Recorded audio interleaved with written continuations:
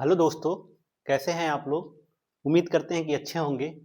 जैसा कि कल अभी आयोग की मीटिंग में एग्जाम के डेट के बारे में निर्णय आया है, ठीक है? तो यूपी टीजीटी, पीजीटी और असिस्टेंट प्रोफेसर और यूपी टेट सारे एग्जाम के बारे में कल कैलेंडर एग्जाम आ गया है। और हमारा जो टारगेट है अभी यूपी टीजीटी साइंस में केमिस्ट्री, जिसका एग्जाम है 3 और 4 जून के बीच में। इन दो डेटों में एग्जाम है, ठीक है? तो अभी से हमारे पास लगभग फरवरी, मार्च, अप्रैल, मई 4 महीने का समय है, ठीक है? 4 महीने का समय है और ये वैकेंसी 2022 की है, पुरानी वाली। और नई टीजीटी पीजीटी की भी वैकेंसी आने वाली है। तो यूपी टीजीटी साइंस में जो केमिस्ट्री का सिलेबस है उसके बारे में थोड़ा सा हम आइडिया लेंगे और कैसे मतलब तैयारी करना है उसके बारे में हम देखते हैं। उस टॉपिक कैसे कैसे हमारी स्ट्रेटजी रहेगी प्रिपरेशन की, ठीक है? तो जो मैंने टॉपिक लिख दिया है, ठीक है, जो केमिस्ट्री का जो सिलेबस है यूपी टीजीटी साइंस में, उसमें जो पहला यूनिट है वो पहला मैटर है, ठीक है? उसके बाद लॉज ऑफ केमिकल कॉम्बिनेशन है, फिर एटॉमिक स्ट्रक्चर है, फिर रेडियो एक्टिविटी है, फिर केमिकल बॉन्डिंग है, फिर इलेक्ट्रोकेमिकल सेल्स है, ठीक है? पीरियाडिक क्लासिफिकेशन ऑफ एलिमेंट्स है, ठीक है? केमिकल रिएक्शंस है, ठीक है? जनरल ऑर्गेनिक केमिस्ट्री है, आइसोमेरिज्म है, method of preparation of organic compound and properties, ठीक है? तो कुल मिला जुला के इतना सिलेबस है, ठीक है? इसमें जो हमारा पूरे केमिस्ट्री में 3 सेगमेंट होते हैं, ठीक है? केमिस्ट्री में 3 सेगमेंट होते हैं। एक फिजिकल होता है, एक होता है फिजिकल केमिस्ट्री, एक होता है इनऑर्गेनिक, एक होता है ऑर्गेनिक। 3 सेगमेंट होते हैं, ठीक है? केमिस्ट्री के 3 सेगमेंट होते हैं, physical chemistry, inorganic chemistry, organic chemistry. तो अगर इस टीजीटी केमिस्ट्री के सिलेबस में हम देखें, फिजिकल के कौन चैप्टर है, इनऑर्गेनिक के कौन है, ऑर्गेनिक के कौन है, ठीक है? तो फिजिकल के जो चैप्टर मेनली हैं, ठीक है, फिजिकल के जो चैप्टर हैं मेनली, फिजिकल के जो चैप्टर पूछे जाते हैं, इसमें सबसे पहला मोल कॉन्सेप्ट, मूल कॉन्सेप्ट से 3 से 4 क्वेश्चन पूछे जाते हैं। आप अगर प्रीवियस ईयर क्वेश्चन पेपर देखेंगे तो वहां से आपको आइडिया लग जाएगा, ठीक है? Second, atomic structure very very important, यहां से भी लगभग 7 से 8 क्वेश्चन आता है, एटॉमिक स्ट्रक्चर, ठीक है? एंड थर्ड, इलेक्ट्रोकेमिकल सेल,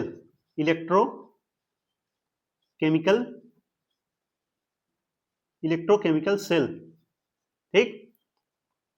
तो फिजिकल में मोल कॉन्सेप्ट हो गया, एटॉमिक स्ट्रक्चर हो गया, इलेक्ट्रोकेमिकल सेल हो गया, एंड रेडियो एक्टिविटी को भी इसी का पार्ट मान लीजिए।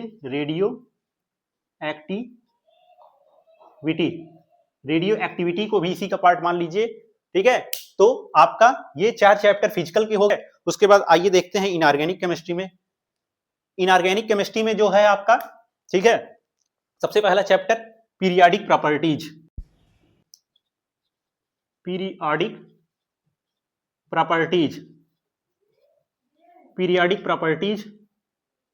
And second one chemical bonding.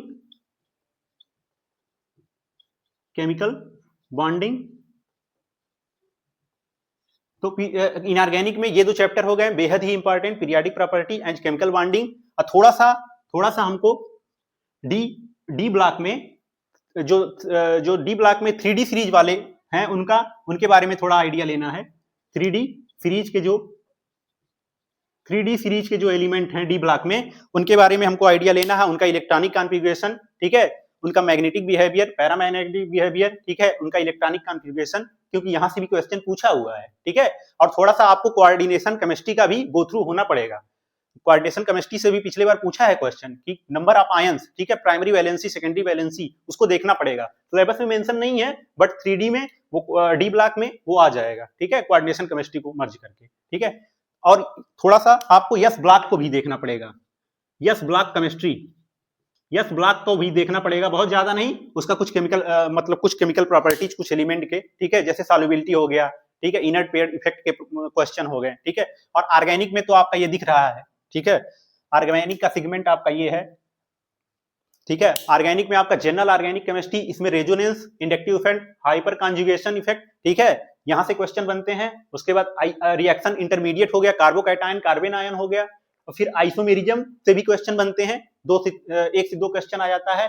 IUPAC nomenclature भी जीओसी में आ गया आपका, आईयूपीएसी नॉमेनक्लेचर से भी क्वेश्चन आ सकता है, ठीक है, आया हुआ है, ठीक है। फिर method of preparation of organic compound and properties, ये तो ब्रॉड एरिया हो गया, ठीक है। ऑर्गेनिक कंपाउंड का प्रिपरेशन, हाइड्रोकार्बन में एल्केन, एल्कीन, अल्काइंस हो गया, ठीक है, इनका प्रिपरेशन, इनकी केमिकल प्रॉपर्टी, इनकी फिजिकल प्रॉपर्टीज, ठीक है।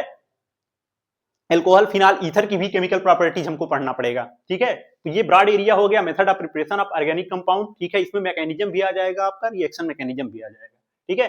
तो इस तरह से हमको पढ़ना है, ठीक है। ऑर्गेनिक से आपका इन दोनों को मिला के फिजिकल इनऑर्गेनिक, अगर ये सेगमेंट आप मिला लेंगे तो यहां से 80% क्वेश्चन आपको आएगा केमिस्ट्री सेगमेंट में, ठीक है, और बाकी 20% ऑर्गेनिक से आएगा। तो अगर किसी का ऑर्गेनिक वीक पार्ट है तो यहां से इन दोनों पोर्शन से वो 80% कवर कर सकता है, ठीक है। और इसमें आपको पता है कि फिजिक्स भी आता है, ठीक है, 50% फिजिक्स के क्वेश्चन आएंगे, 50% केमिस्ट्री के क्वेश्चन आएंगे, लेकिन हम यहाँ केमिस्ट्री के बारे में डिस्कस कर रहे हैं, ठीक है। और ये जो ऑर्गेनिक का पोर्शन है, इसमें भी अगर आप प्रिपरेशन करेंगे तो ज्यादा टाइम नहीं लगेगा, बहुत छोटा सा सिलेबस है, ठीक है, बहुत बड़ा नहीं है। पीजीटी और जीआईसी का सिलेबस तो ब्रॉड है, लेकिन केमिस्ट्री टीजीटी के सिलेबस में मतलब बहुत ज्यादा एफर्ट नहीं करना है। अगर हम 2 महीने अगर टाइम निकाल के पढ़ें, तब भी अगर स्टार्टिंग से भी पढ़ें, तब भी हमारा ये सिलेबस कवर हो जाएगा, ठीक है।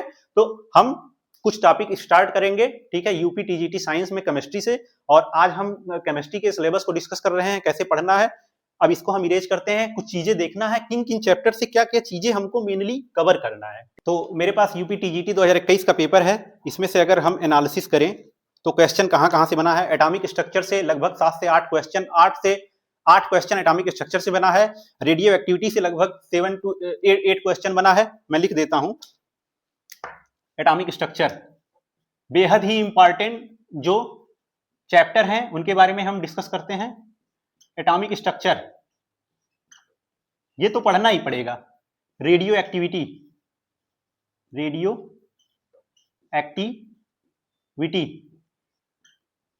ठीक है, atomic structure and radio activity आपको दोनों में काम कर जाएगा, फिजिक्स में भी काम करेगा और केमिस्ट्री में भी काम कर जाएगा, ठीक है। और एटॉमिक स्ट्रक्चर भी का भी कुछ पोर्शन फिजिक्स में भी काम करेगा और केमिस्ट्री में भी काम करेगा। तो हमको स्मार्ट तरीके से पढ़ना है कि दोनों में हमको क्या कवर करेगा। तो हम यहां से भी स्टार्ट कर सकते हैं, एटॉमिक स्ट्रक्चर, रेडियो एक्टिविटी, पहले ये चैप्टर निपटा देते हैं, ठीक है, ये चैप्टर कवर कर लें, ठीक है।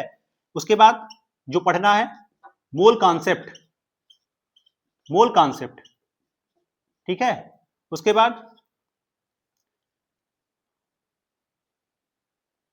इलेक्ट्रोकेमिकल सेल,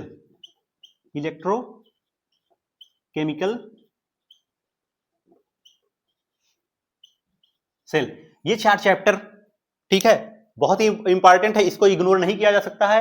यहां से आपका लगभग यहां से 45% क्वेश्चन आएंगे, 40 to 45% क्वेश्चन केमिस्ट्री के यहां से आएंगे। एटॉमिक स्ट्रक्चर में, ठीक है, एटॉमिक स्ट्रक्चर में हमको क्या पढ़ना है, एटॉमिक स्ट्रक्चर में हमको एटम के मॉडल को पढ़ना है, ठीक है, एटम के मॉडल को पढ़ना है। सबसे पहले हम स्टार्ट करेंगे डाल्टन एटॉमिक थ्योरी, उसके बाद जे थॉमसन का मॉडल, उसके बाद हम पढ़ेंगे रदरफोर्ड का एटॉमिक मॉडल, फिर बोहर का एटॉमिक मॉडल, ठीक है, फिर बोहर का एटॉमिक मॉडल, उसके बाद सोमरफील्ड का एटॉमिक मॉडल, फिर हाइजेनबर्ग अनसर्टेनिटी प्रिंसिपल, वहां हमको पढ़ना रहेगा क्वांटम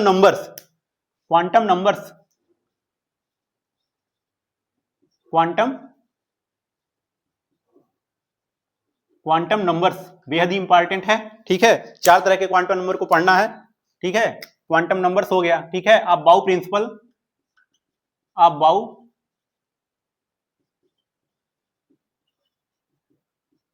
प्रिंसिपल, ठीक है। हुन्स रूल, ठीक है।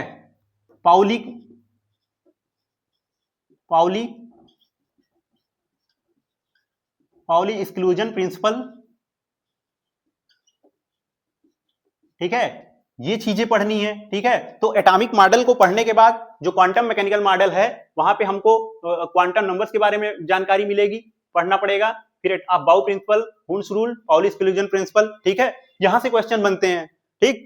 रेडियो एक्टिविटी में क्या पढ़ना है, ये रेडियो एक्टिविटी में अल्फा बीटा गामा जो रेज होती है उनकी प्रॉपर्टीज को पढ़ना है, ठीक है, और ग्रुप डिस्प्लेसमेंट लॉ को पढ़ना है। ग्रुप डिस्प्लेसमेंट लॉ में हम क्या पढ़ते हैं कि अगर कहीं पे किसी ग्रुप में से अल्फा या बीटा या गामा डीके होता है तो उसके मास नंबर, एटॉमिक नंबर पे क्या डिफेक्ट पड़ता है, क्या इफेक्ट पड़ता है, उसको पढ़ते हैं, वहां से क्वेश्चन आते हैं। ठीक है, न्यूक्लियर फ्यूजन रिएक्शन से क्वेश्चन आते हैं। ठीक है, फिर मोल कॉन्सेप्ट में डायरेक्ट फार्मूले पे भी क्वेश्चन आते हैं, मोल में डायरेक्ट फार्मूले पे क्वेश्चन आते हैं। क्लास 11th का मैंने चैप्टर स्टार्ट किया हुआ है, ठीक है, उसका प्लेलिस्ट मैंने बनाया हुआ है मोल कॉन्सेप्ट का, तो वहां से आप चीजों को कवर कर सकते हैं। ठीक है, और मैं कुछ टॉपिक यहाँ पे कराऊंगा। ठीक है, कंटिन्यू अमूल कॉन्सेप्ट के हम डायरेक्ट क्वेश्चन कराएंगे। ठीक है, बाकी 11th का जो क्लास चल रहा है वो कंटिन्यू रहेगा, वहां से भी आप इसको हेल्प ले सकते हैं टीजीटी के लिए। ठीक है, और जो टीजीटी का सिलेबस है इसमें क्लास 9th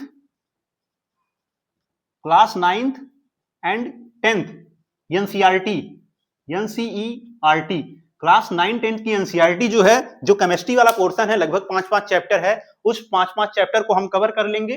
उस 5-5 चैप्टर को आपको कवर करना पड़ेगा। ठीक है, उसको पूरा पढ़ना पड़ेगा। और क्लास 11th की एनसीईआरटी, क्लास 11th क्लास की एनसीईआरटी केवल 11th, 12th में नहीं जाना, और 11th में भी पूरी बुक नहीं पढ़नी है। 11th में हमको मोल कॉन्सेप्ट, ठीक है, some basic concept of chemistry, ठीक है, atomic structure, periodic properties and chemical bonding, ठीक है, बस इतना ही 4 चैप्टर, 11th के 4 चैप्टर हमको केवल पढ़ना है। बाकी 9-10 का पूरा पढ़ना है केमिस्ट्री, 11th का केवल ये 4 चैप्टर पढ़ना है। ठीक है, और ऑर्गेनिक में ऑर्गेनिक तो पूरा पढ़ना है 11th का। ठीक है, जीओसी, ठीक है, आइसोमेरिज्म एंड हाइड्रोकार्बन वाला पोर्शन पूरा पढ़ना है। ठीक है, तो क्लास 9-10 पूरा पढ़ना है और 11th 12th नहीं जाना है। ठीक है, अगर आपके पास ज्यादा टाइम नहीं है तो 12th पे मत जाइए। ठीक है, 11th और 9-10 बस इतना ही कवर कर लीजिए, टीजीटी केमिस्ट्री के लिए सफिशिएंट है।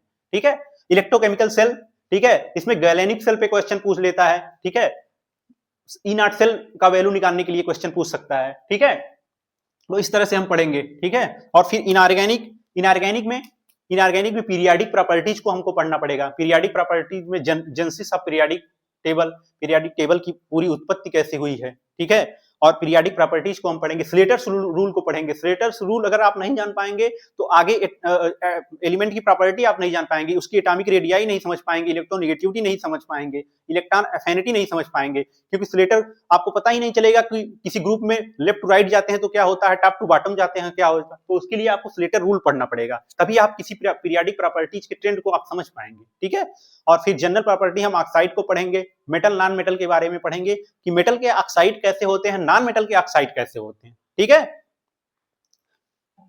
तो इस तरह से हमको पढ़ना है। ठीक है, टीजीटी साइंस केमिस्ट्री स्टार्ट करता है, सबसे पहला चैप्टर यही है, मैटर के बारे में पढ़ना है। ठीक है, मैटर के बारे में आप तो जानते ही हैं, matter which can occupy space and has मास, जो स्पेस को ऑक्यूपाई करे और जिसके पास मास हो उसको क्या कहते हैं, matter.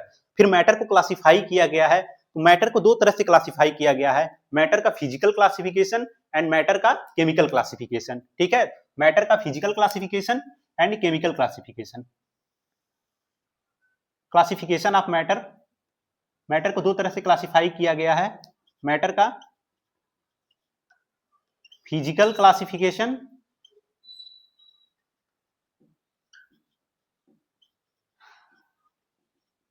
And chemical classification.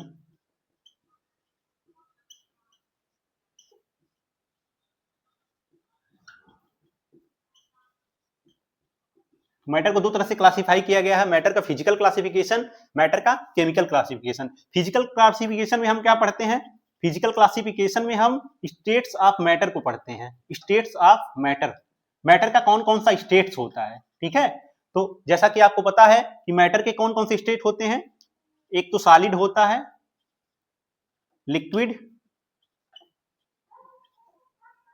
Gas,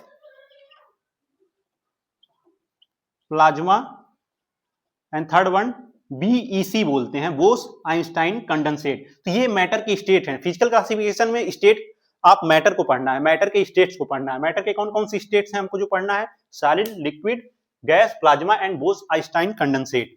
chemical classification में क्या पढ़ना है हमको, केमिकल क्लासिफिकेशन को फर्दर क्लासिफाई किया गया है, प्योर सब्सटेंस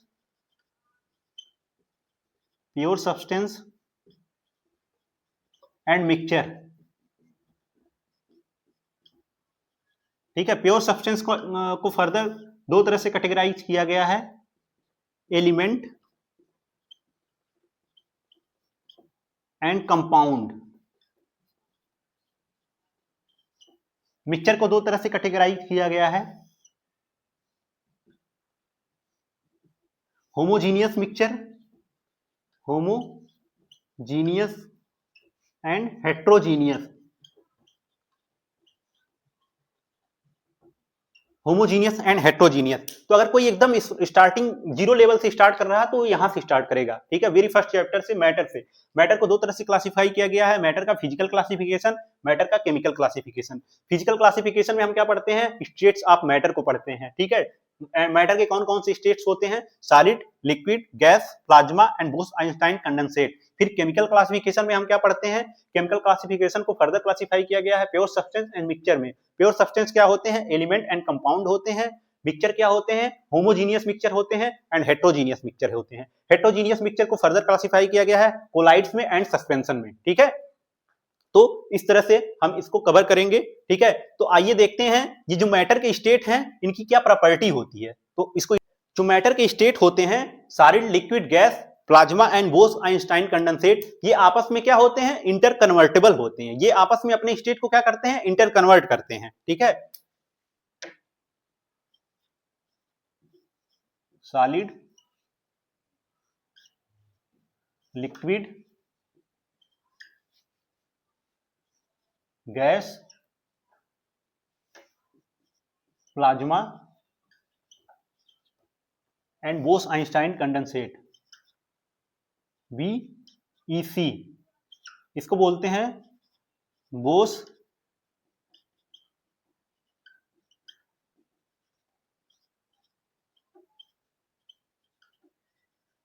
आइंस्टाइन कंडेंसेट बोलते हैं, ठीक है। सॉलिड से लिक्विड बनने के प्रोसेस को क्या कहते हैं, अगर कोई चीज, कोई सब्सटेंस है सॉलिड से लिक्विड में कन्वर्ट हो रहा है तो इस प्रोसेस को क्या कहते हैं, इस प्रोसेस को कहते हैं मेल्टिंग।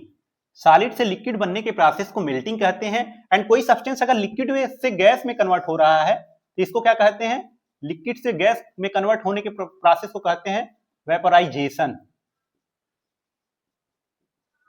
ठीक है। सॉलिड से लिक्विड बनने के प्रोसेस को मेल्टिंग कहते हैं एंड लिक्विड से गैस बनने के प्रोसेस को वेपोराइजेशन कहते हैं, ठीक है। और फर्दर अगर कोई सब्सटेंस गैस से लिक्विड में कन्वर्ट हो रहा है तो इस प्रोसेस को क्या कहते हैं, कंडेंसेशन कहते हैं। गैस से लिक्विड बनने के प्रोसेस को क्या कहते हैं, कंडेंसेशन, ठीक है। और लिक्विड से फर्दर सॉलिड बनने के प्रोसेस को क्या कहते हैं, लिक्विड से सॉलिड बनने के प्रोसेस को क्या कहते हैं, फ्रीजिंग या फ्यूजन कह सकते हैं, ठीक है। तो सॉलिड से लिक्विड बनने के प्रोसेस को क्या कहते हैं, मेल्टिंग। लिक्विड से गैस बनने के प्रोसेस को क्या कहते हैं, वेपोराइजेशन। और फर्दर गैस से लिक्विड बनने के प्रोसेस को कंडेंसेशन कहते हैं एंड लिक्विड से सॉलिड बनने के प्रोसेस को क्या कहते हैं, फ्रीजिंग। जो मैटर के स्टेट होते हैं ये इंटर कन्वर्टेबल होते हैं, आपस में अपने स्टेट को क्या करते हैं, इंटरचेंज करते हैं, ठीक है। एंड कुछ सब्सटेंस ऐसे होते हैं जो डायरेक्ट सॉलिड से किसमें कन्वर्ट हो जाते हैं, गैस से। कुछ सब्सटेंस ऐसे होते हैं जो डायरेक्ट सॉलिड से किसमें कन्वर्ट हो जाते हैं, गैस में। कुछ सब्सटेंस ऐसे होते हैं जो डायरेक्ट सॉलिड से किसमें कन्वर्ट हो जाते हैं, गैस में। सॉलिड से गैस बनने के प्रोसेस को क्या कहते हैं, सॉलिड से गैस बनने के प्रोसेस को क्या कहते हैं, सब्लिमेशन। क्या कहते हैं, सब्लिमेशन, ऊर्ध्वपातन इसको बोला जाता है, ठीक है। इसको ऊर्ध्वपातन कहा जाता है, ठीक है, इस प्रोसेस को। और कुछ सब्सटेंस ऐसे होते हैं जो गैस से डायरेक्ट किसमें कन्वर्ट हो जाते हैं, सॉलिड में। गैस से डायरेक्ट किसमें कन्वर्ट हो जाते हैं, सॉलिड में। कुछ सब्सटेंस ऐसे होते हैं जो गैस से सीधे किसमें कन्वर्ट हो जाते हैं, सॉलिड में। इस प्रोसेस को क्या कहते हैं, इस प्रोसेस को कहते हैं डिपोजिशन, निक्षेपण इसको बोलते हैं हिंदी में, ठीक है।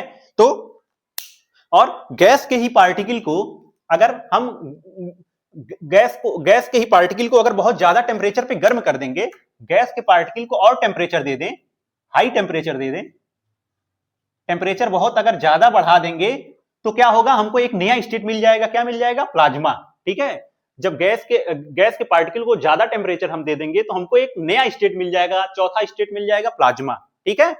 बेसिकली होता क्या है, जब गैस के पार्टिकल को और टेम्परेचर दिया जाता है तो गैस के जो पार्टिकल होते हैं आयोनाइज हो जाते हैं, उनके अंदर से क्या होता है, इलेक्ट्रॉन निकल जाता है। हमको क्या मिल जाता है, एक नया स्टेट मिल जाता है, प्लाज्मा स्टेट मिल जाता है।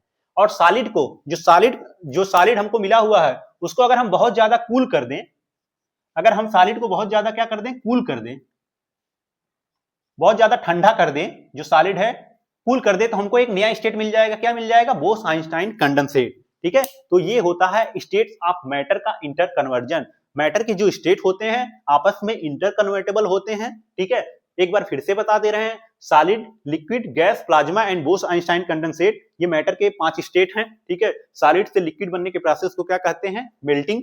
ठीक है, लिक्विड से गैस बनने के प्रोसेस को क्या कहते हैं, वेपोराइजेशन। फर्दर गैस से लिक्विड बनने के प्रोसेस को क्या कहते हैं, कंडेंसेशन। एंड लिक्विड से सॉलिड बनने के प्रोसेस को क्या कहते हैं, फ्रीजिंग। ठीक है, और कुछ सब्सटेंस ऐसे होते हैं जो डायरेक्ट सॉलिड से गैस में कन्वर्ट हो जाते हैं, इस प्रोसेस को क्या कहते हैं, सब्लिमेशन। और कुछ सब्सटेंस ऐसे होते हैं जो गैस से सीधे सॉलिड में कन्वर्ट हो जाते हैं, इस प्रोसेस को क्या कहते हैं, डिपोजिशन। ठीक है, और गैस के पार्टिकल को अगर हाई टेम्परेचर दे देंगे तो हमको एक नया स्टेट मिल जाएगा जिसको क्या बोलते हैं, प्लाज्मा स्टेट। ठीक है, और सॉलिड सब्सटेंस को अगर बहुत ज्यादा कूल कर देंगे, मिनिमम टेम्परेचर पे ले जाएंगे, तो एक नया स्टेट मिल जाएगा मैटर का, बोस आइंस्टाइन कंडेंसेट। ठीक है, तो इस तरह से हमको पढ़ना है एकदम। अगर कोई स्टार्टिंग से स्टार्ट कर रहा है तो क्लास 9th का फर्स्ट चैप्टर, ठीक है, वहां से स्टार्ट करें, 9th-10th की एनसीईआरटी केमिस्ट्री की, वहां से आपका ये सिलेबस कवर हो जाएगा। ठीक है, तो आज बस हमने एक ओवरव्यू बताया है सिलेबस और कैसे क्या पढ़ना है। ठीक है, और फिर हम आगे क्लास कंटिन्यू करेंगे। ठीक है, तो थैंक यू वेरी मच आज हमसे जुड़ने के लिए। ठीक है, थैंक यू वेरी मच।